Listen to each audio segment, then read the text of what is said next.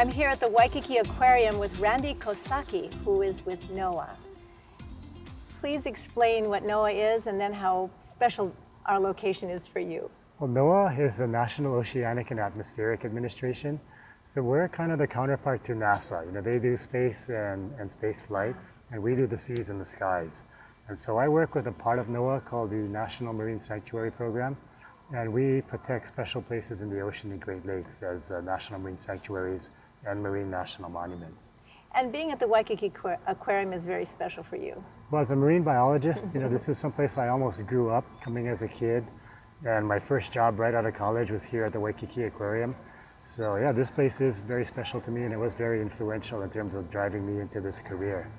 So now speaking about your career, you are in charge of a very large area.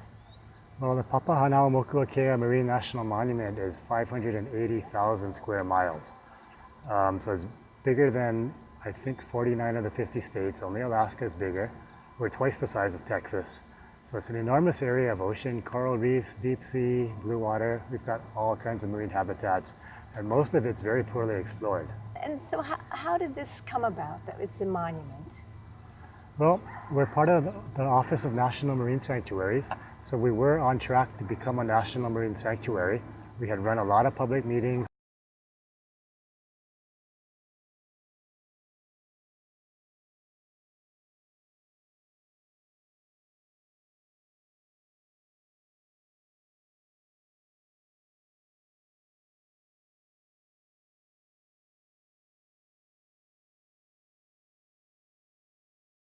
This particular area it's more than special.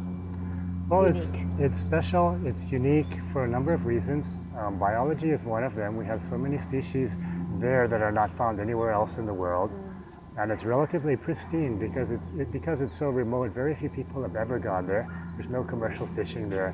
And so it represents what a completely pristine Hawaiian reef ought to look like. And I'm sure what they used to look like 1,000 years ago, or what they could look like with better management. But it's also a culturally very significant place because it was accessed by the native Hawaiians many hundreds of years ago. There are some very, very significant heiau and shrines, probably navigational landmarks. The island of Moku Mana sits directly on the Tropic of Cancer.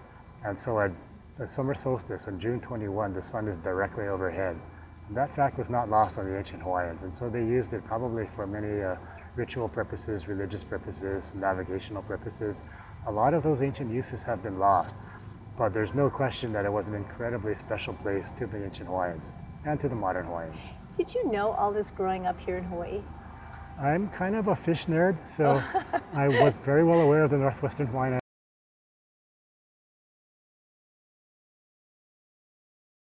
How do you get there? Well, we use NOAA research ships. There is an airport at Midway because it was a military base for many, many years, so you can fly to Midway. But the other 10 major islands have no infrastructure, no buildings, no roads, no airports, no electricity, no flush toilets. And so we use NOAA research ships, and we can go basically where we want, use the ship as sort of a floating hotel, get hot showers and hot food every night, and go diving all day, every day. Wow, it sounds like a dream job. Yeah, it's a great way to see some of the most remote and untouched islands in the world.